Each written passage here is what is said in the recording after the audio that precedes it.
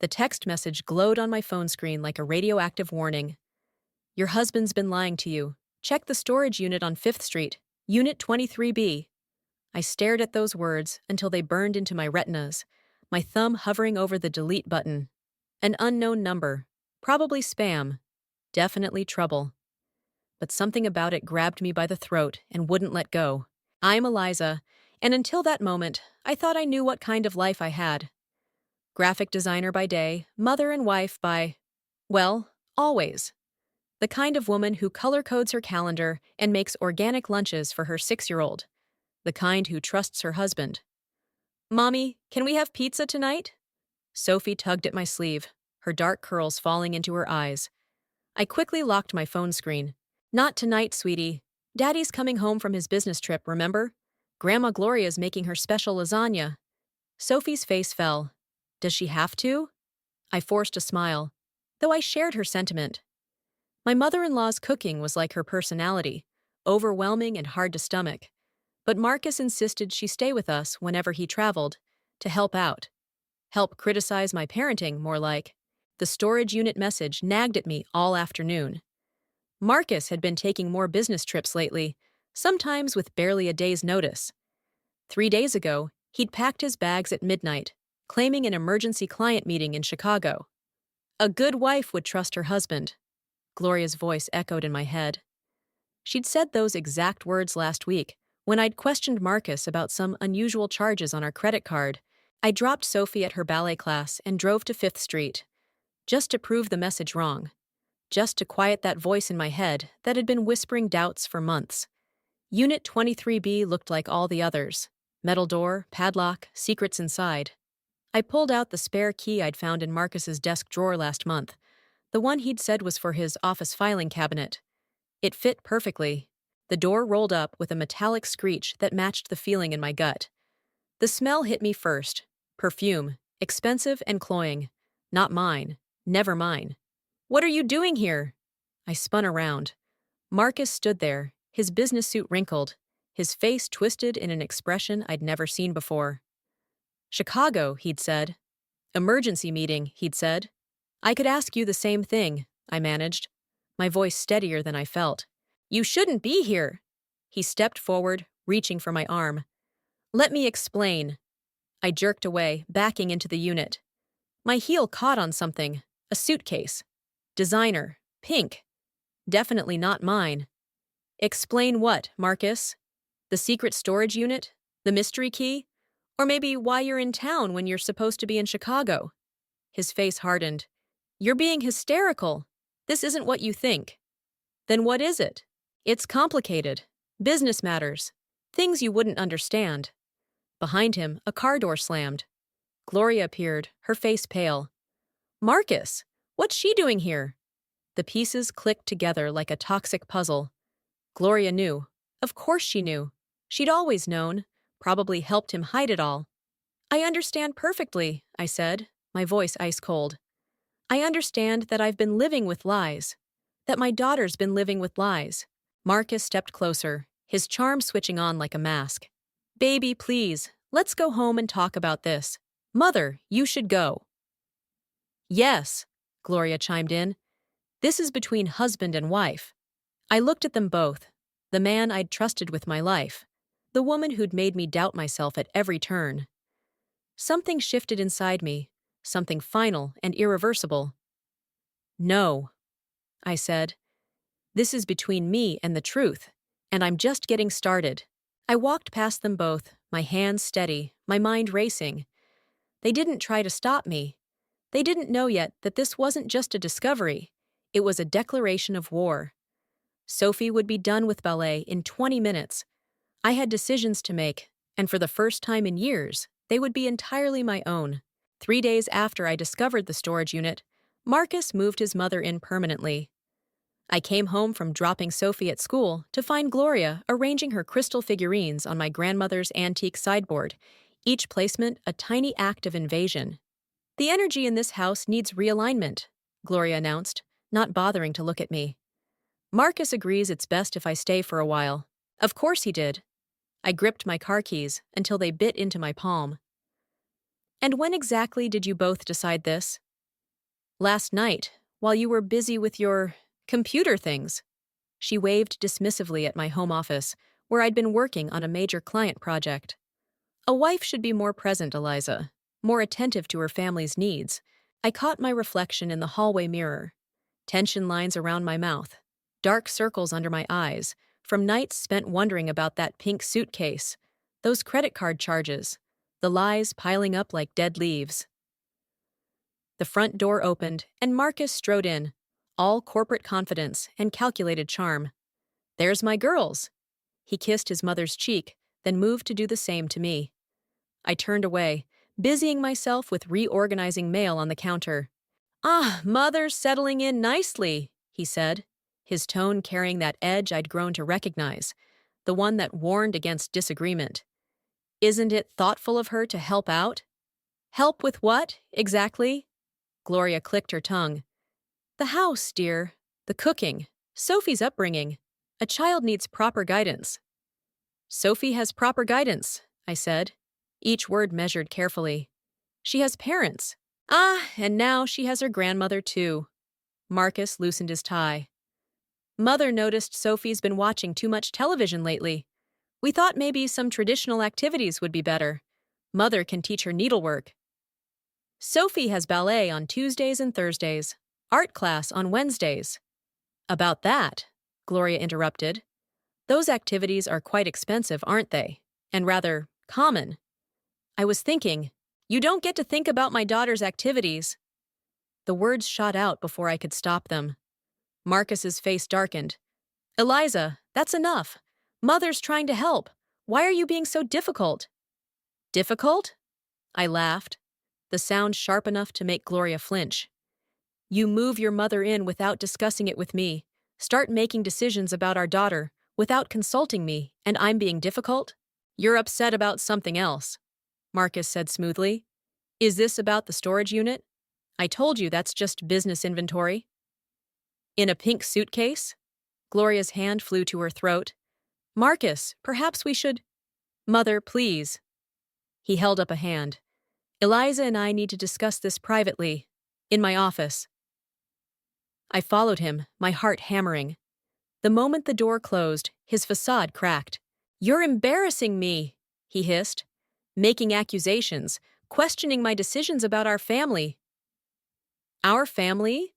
When did you last make a decision with me, not for me?" He stepped closer, using his height to loom over me. "I make decisions that are best for all of us, including having Mother here to watch you while I'm away." The words hung between us like poison gas. "Watch you, not help you." "I want her gone," I said quietly. "That's not happening." His smile returned, practiced and cold. "In fact, I've given her power of attorney over our accounts. For safekeeping while I'm traveling. You understand?" Understanding crashed over me like ice water. The storage unit wasn't just about another woman. It was about control, money, power. And now he'd handed the keys to my life to the woman who'd spent years trying to diminish me. "I need to pick up Sophie," I said, my voice steady despite the trembling in my chest. "Mother will get her. You should rest. You seem unstable." I walked out of his office, past Gloria arranging her crystals, and straight to my car. My hands shook as I pulled out my phone and dialed. "Rachel? It's me. Remember when you said I could come to you if things got bad? They just got worse." "Come over," she said immediately. "And Eliza? Bring documents. Everything you can grab." I started the car, watching Gloria through the window as she made another adjustment to my grandmother's sideboard. She caught my eye and smiled, triumphant. They thought they had me cornered. They didn't know they'd just set me free. Rachel spread the bank statements across her kitchen table, like a fortune teller laying out tarot cards. Each paper told a story, and none of them were good. "These transfers," she said, tapping a column of numbers. "They're all going to offshore accounts. And look at the dates. They match his business trips." I stared at the numbers until they blurred. Hundreds of thousands of dollars, vanishing like smoke. Our savings, Sophie's college fund, my inheritance from Dad. All of it bleeding away while I'd been too blind to see. My phone buzzed. Gloria. Third time in an hour. I silenced it. You need to talk to Lily, Rachel said, gathering the papers into a folder. Her husband's firm handles white-collar crime. This isn't just affairs anymore, Eliza. This is fraud. Marcus would never. I stopped myself. Old habits die hard. Marcus would. Marcus did. The doorbell rang. Rachel peered through the peephole and swore softly. It's your mother-in-law. Don't. But Gloria had already spotted us through the side window. Eliza! I know you're in there. Sophie's asking for you. I opened the door, keeping the security chain latched. Sophie's at school. Not anymore. Marcus picked her up early. He's very concerned about your behavior. My heart stopped. He did what? It's for the best, dear. You're clearly unstable, running off like this, making wild accusations. Marcus is consulting with Dr. Warner about having you evaluated. The world tilted sideways. Dr. Warner, Marcus's golf buddy, the psychiatrist who'd prescribed me sleeping pills after Sophie was born, the ones that had made me foggy, compliant. Where's my daughter? Safe at home, where you should be, Marcus says. I slammed the door. Rachel was already on her phone. Lily, it's happening. Get over here now and bring Derek. The next hour passed in a blur. Lily arrived with a sharp-faced man in his late 30s who introduced himself as Derek. He listened without expression as I explained about the storage unit, the missing money, Sophie. Your husband's planning to have you committed, he said flatly. It's a common tactic. Once you're declared unstable, he'll get full custody, control of all assets. He can't just. He can try. But first, look at this. Derek pulled out his tablet, showing me surveillance photos. Marcus entering buildings I didn't recognize, meeting with people who looked nothing like business associates, and in several photos, that pink suitcase. That woman, Derek pointed to a blonde in designer clothes. She's not his mistress. She's his partner. They're running a real estate scam across 3 states. Your husband's been using your legitimate business to launder money. My phone buzzed again. Marcus this time. A text. Come home now. We need to discuss your mental health. Don't make this harder than it needs to be. He's got Sophie, I whispered. Not for long, Lily said. I've already filed emergency papers. But Eliza, you need to be smart. Go home. What? Go home, play along. Let him think he's winning while we gather evidence. Derek's got enough to start, but we need more. You want me to pretend everything's normal while he has my daughter? I want you to survive, Lily said. And win. Another text from Marcus. Mother's making your favorite dinner. We all just want to help you get better. I looked at the faces around me. Rachel's fierce loyalty, Lily's determined focus, Derek's professional detachment. A team. My team. Okay, I said. Tell me what to do. Derek handed me a small device. Wear this. It records everything. Get him talking about the accounts, about Dr. Warner. But be careful. Men like your husband are most dangerous when they think they're losing control. I touched the recorder, barely larger than a button. And Gloria? She's the weak link, Derek said. Her name's on some of these transactions. She might flip if she realizes she's facing charges too. I stood, smoothing my clothes, fixing my makeup, preparing for battle. One more thing, Derek added. There's something else in your husband's past. Something bigger than fraud. Give me time to dig. I nodded, thinking of Sophie, probably sitting at the kitchen table now, watching Gloria cook, waiting for her mother to come home and make everything normal again. Time, I said, is something I can give you, but not much. I walked out to my car, feeling the weight of the recorder against my chest. Marcus wanted to paint me as unstable? Fine. I'd show him just how calculating a crazy woman could be. The sound of breaking glass shattered the facade of our family dinner. Sophie's milk had somehow slipped from her usually careful hands, spreading across Gloria's pristine tablecloth like a white flood. I'm sorry, Sophie whispered, shrinking in her chair. I didn't mean to. Of course you didn't, Marcus snapped, making her flinch. Just like your mother never means to cause problems.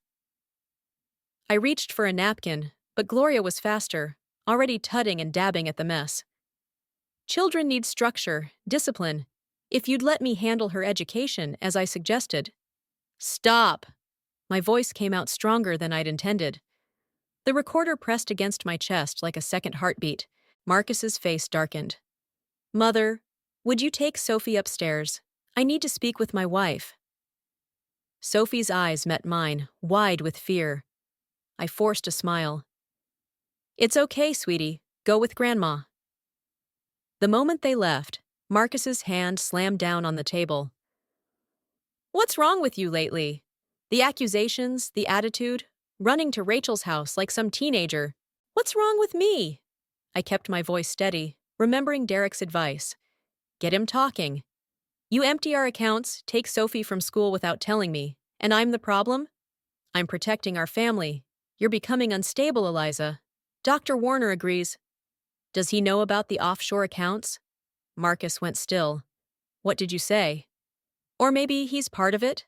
Another name on those transfer documents? He moved so fast I barely saw it coming. His hand wrapped around my wrist, squeezing until I gasped. Who have you been talking to? A thump from upstairs made us both freeze. Sophie's voice drifted down. Mommy?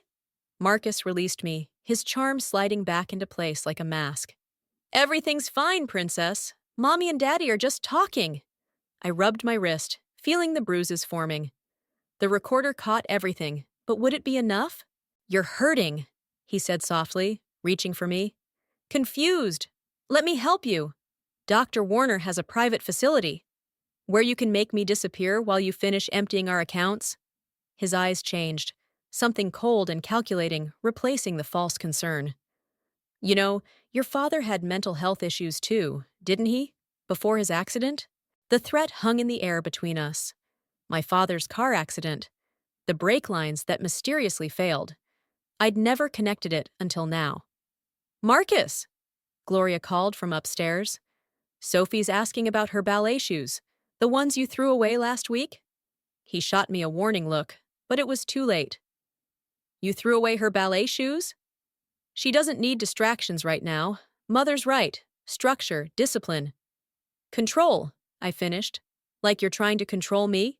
His smile turned predatory. I'm not trying, Eliza. I already have control. The house, the accounts, Sophie's custody. It's all legally mine now, thanks to Mother's power of attorney and Dr. Warner's concerns about your mental state. You can't. I can, and I will. He stepped closer, his voice dropping to a whisper. Unless you start behaving like a proper wife. No more questions, no more accusations. Just smile and take your medicine like a good girl. Footsteps on the stairs.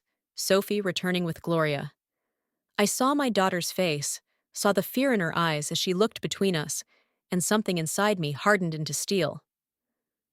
Okay, I said, watching confusion flicker across Marcus's face. You win. I'll see Dr. Warner tomorrow. His triumph lasted exactly 3 seconds before Sophie spoke. Daddy, why is there a pink suitcase in your office? Gloria dropped Sophie's school bag. Marcus spun around. What? I was looking for my ballet shoes, Sophie continued innocently. The closet was open, and I saw... Go to your room! Marcus's voice cracked like a whip. Sophie burst into tears and ran upstairs. The sound of her sobs broke something loose inside me. Not fear, not anger, but pure, cold clarity. I touched the recorder, knowing it had caught everything, knowing it wasn't enough. Marcus had the law, the money, the power, but I had the truth. And now, finally, I had nothing left to lose. I'll go pack for the facility, I said quietly, heading for the stairs. I just need to say goodnight to our daughter first. Marcus nodded, satisfied. He didn't see me slip my phone from my pocket. Didn't notice the text I sent to Derek. Now. Bring everything. The game wasn't over. It was just beginning. Derek's message lit up my phone screen at 3 a.m. Found something. Your father-in-law's death wasn't an accident either. I stared at those words in the darkness of Sophie's room, where I'd been sleeping since the dinner confrontation.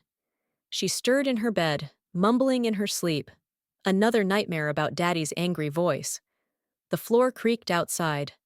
I quickly deleted the message as Gloria's shadow passed under the door. She'd taken to patrolling the halls at night, supposedly checking on Sophie. Really checking on me. My phone buzzed again. Rachel. Court documents ready. Lily's contact at the DA's office wants to meet. Tomorrow or never. I typed back one-handed. Marcus is taking me to Warner's facility tomorrow.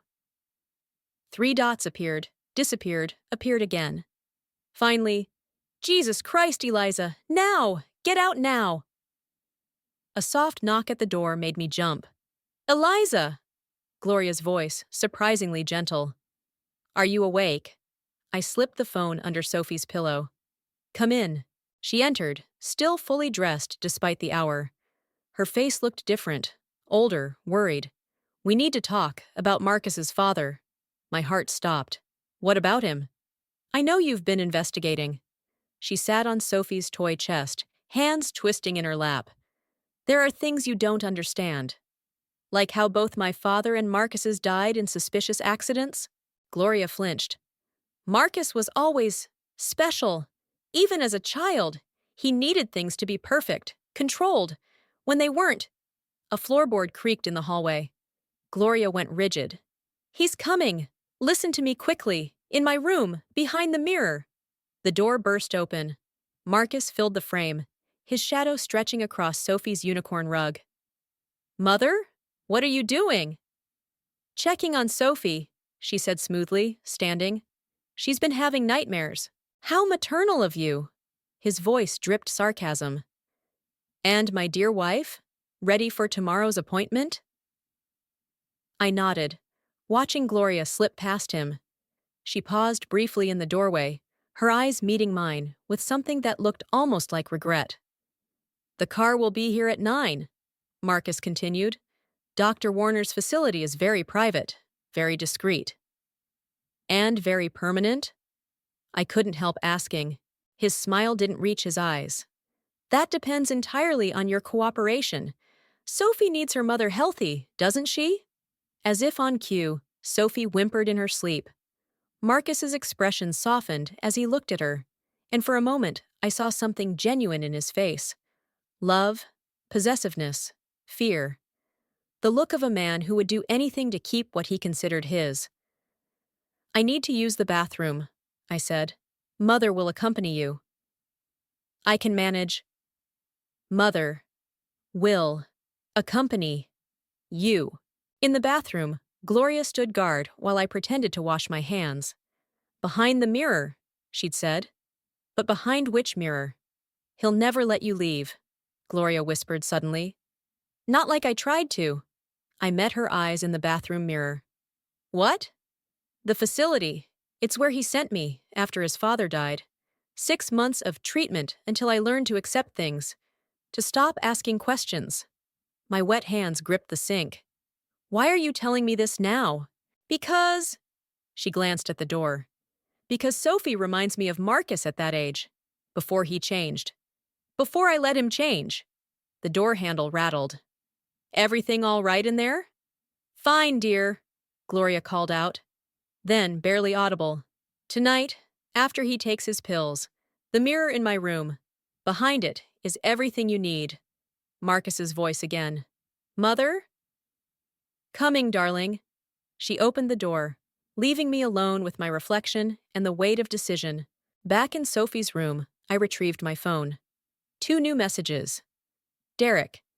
Meeting your cousin's DA contact at midnight. Bring the evidence or lose your chance. Rachel. Car waiting 3 blocks away. Now or never, Eliza. I looked at Sophie, peaceful in sleep, clutching her last remaining ballet slipper. In 8 hours, Marcus would send me away. In 8 hours, I'd lose everything. Unless I acted now. I touched the recorder still taped to my chest, thought of Gloria's mirror and its secrets, of 2 dead fathers and a lifetime of controlled violence. Sophie stirred again, her face troubled. Mommy? Shh, baby, I whispered, making my decision. Want to go on an adventure? The evidence from Gloria's mirror lay scattered across Rachel's kitchen table. Photos, letters, bank statements spanning 20 years. 2 dead fathers. 3 ruined lives. One monster at the center of it all. He'll be looking for you by now, Derek said, checking his watch. The facility called when you missed check-in. I touched the bruise on my wrist, still fresh from last night. How long until the DA moves? They need more. Derek spread out surveillance photos. Marcus with known criminals, exchanging briefcases, the pink suitcase appearing in frame after frame. The financial crimes aren't enough, not with his connections. What about the deaths? Rachel asked, keeping watch at the window while Sophie slept upstairs. Circumstantial, we need… My phone buzzed. Gloria's number. I put it on speaker. He knows, she said without preamble. About the mirror, the documents, everything. He's coming for Sophie. The line went dead. He can't, I started, but Derek was already moving, heading for the stairs. Too late. The power cut out, plunging us into darkness. Back door, Rachel whispered. Now. Glass shattered upstairs. Sophie screamed. I ran, heart pounding, taking stairs 2 at a time. The guest room door was open, moonlight spilling across empty sheets. The window gaped like a wound. Looking for something? Marcus stood in the hallway, Sophie struggling in his arms. Daddy, you're hurting me! Let her go! My voice shook. Like you let her go? Kidnapping our daughter, stealing mother's private papers? His smile turned cruel. Dr. Warner's waiting, and this time, you'll stay in treatment until you're properly fixed. Movement behind him. Derek emerging from the shadows. But Marcus was faster, pulling something from his jacket. Metal glinted. Back off, he snarled. All of you. Eliza comes with me, or Sophie gets to visit her grandfather. You wouldn't, I breathed. She's your daughter. She's my property, like everything else you tried to steal. Sophie's whimper cut through me like a blade. I saw the truth then. He'd never let us go. Never stop hunting us. The evidence, the revenge, none of it mattered against his need for control. Okay, I said. You win. Just let me say goodbye. Marcus's grip on Sophie loosened slightly. 1 minute, then we leave. All of us. One happy family again. I approached slowly, hands raised. Sophie's eyes met mine, wide with terror and something else. Understanding. She'd seen the real monster now, would never unsee it. I love you, baby, I whispered, touching her cheek. Then, lightning fast, I grabbed her arm and twisted away, throwing us both toward Derek. The gun went off. Pain exploded in my shoulder. Sophie screamed. Rachel appeared from nowhere, swinging something heavy. Marcus staggered. Run! Derek shouted, grappling with Marcus. I pushed Sophie toward Rachel, ignoring the fire in my shoulder. Take her! Get out! Mommy! Go, baby! Please go! They disappeared down the stairs. Marcus's gun had skittered across the floor in the struggle. I lunged for it just as he broke free from Derek. Our hands closed on the weapon together. We grappled, my blood making everything slick. Derek lay motionless nearby, alive or dead, I couldn't tell. You destroyed everything, Marcus growled, twisting the gun toward me. My family, my reputation. You destroyed yourself, I gasped. Your father knew it. Mine knew it. That's why they had to die, right? Something flickered in his eyes. Doubt, fear, madness. The gun turned another inch. They were weak, he spat. Like you, like Sophie will be, unless I fix her too. The mention of Sophie sent fresh strength through my failing body. I thought of ballet shoes in the trash, nightmares in the dark, a little girl learning to fear her father's footsteps. The gun went off again. Marcus's eyes widened in surprise. He looked down at his chest, then back at me. You actually did it, he whispered, almost admiring. You finally learned to fight back. He slumped forward. The gun clattered to the floor between us. Sirens wailed in the distance. Too late, as always. I crawled to Derek, found a pulse. Below, I could hear Sophie crying, Rachel trying to comfort her. My shoulder throbbed in time with my heart. The evidence lay scattered and bloody, useless now. I'd wanted revenge, justice, exposure of his crimes. Instead, I'd become a killer. Through the broken window, I heard Gloria's voice joining the chaos outside. Soon there would be questions, consequences, a whole new battle to fight. But Sophie was safe, and Marcus would never hurt anyone again.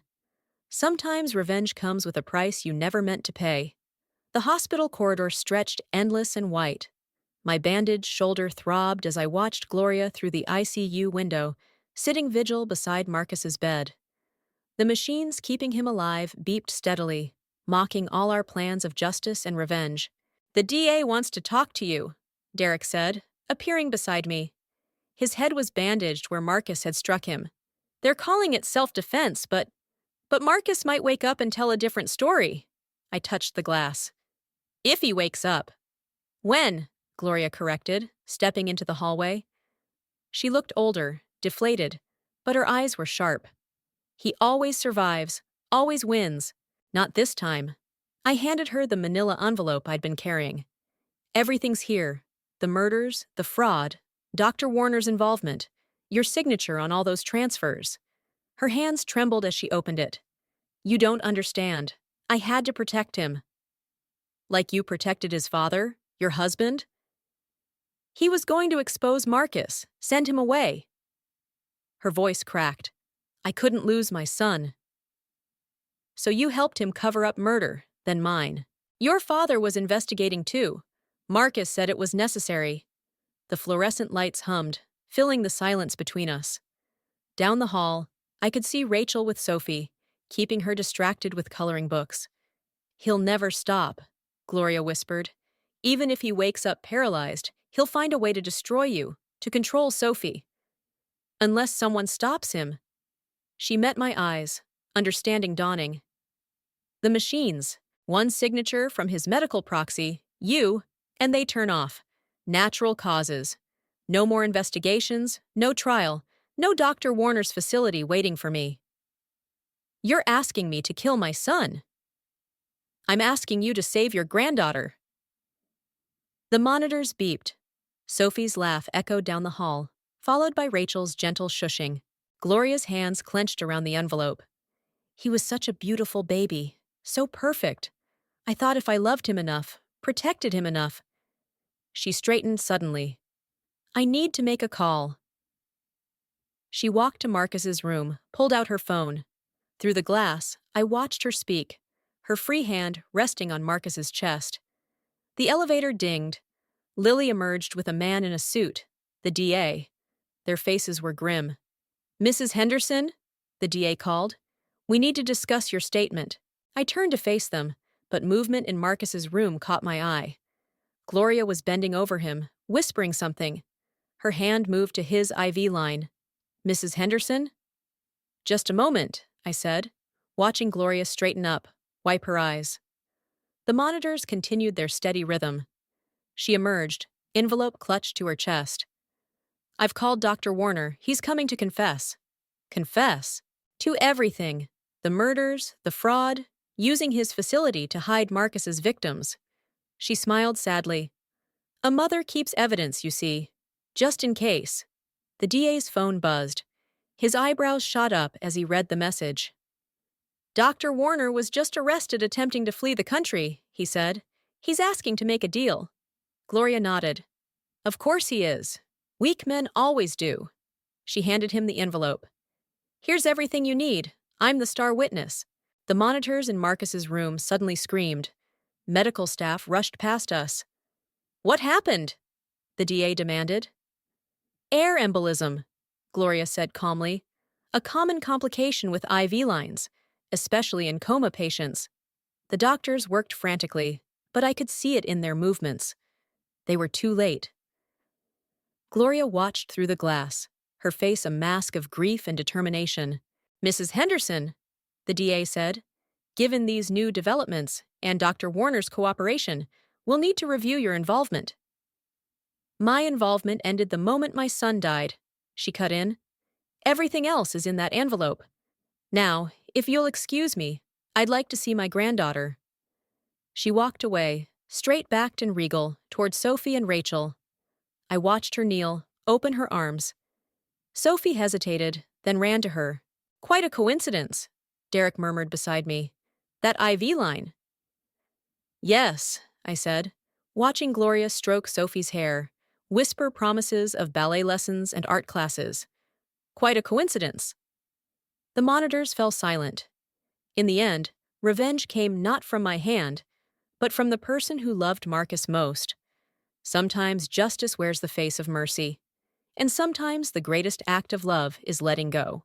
The last box from Marcus's office sat unopened on my new kitchen counter. Through the window, I could see Sophie in the backyard, Gloria teaching her to plant tulip bulbs. Their heads bent together, silver hair and dark curls catching the autumn light. You don't have to open it, Rachel said, sorting through kitchen supplies. We can donate it unopened. But I already had the box cutter in hand. Inside lay Marcus's personal items from his desk. Photos, papers, the expensive pen set he'd used to sign away our savings. At the bottom, something unexpected. A small leather journal. The front door opened as I lifted it out. Derek entered, still moving carefully from his injuries. Dr. Warner's sentencing is tomorrow. Gloria's testimony sealed it. I nodded, running my fingers over the journal's worn cover. Any word on the appeals? None coming. The evidence was too solid. He paused. You never asked how I found that storage unit. Anonymous tip, you said. From Gloria, 6 months before you hired me. He settled into a chair, watching me process this. She'd been planning it for years, gathering evidence, waiting for the right moment. Or the right ally, I murmured, opening the journal. The first entry was dated 20 years ago, in Gloria's handwriting. Marcus hurt someone again today. I told myself it was an accident, like always. But the boy's parents moved away, and I saw the truth in their eyes when they looked at my son. I should stop him, I don't know how. Page after page documented Marcus's descent. Violence hidden behind charm, crimes concealed by money and influence. Gloria had recorded everything, building a case she never used. Until now. The doorbell rang. Gloria stood there, dirt on her knees from gardening, holding something in her hands. Sophie found this while we were planting. A ballet slipper, muddy but intact. The one Marcus had thrown away. She wants to start lessons again, Gloria said. I thought, if you approve. The word hung between us.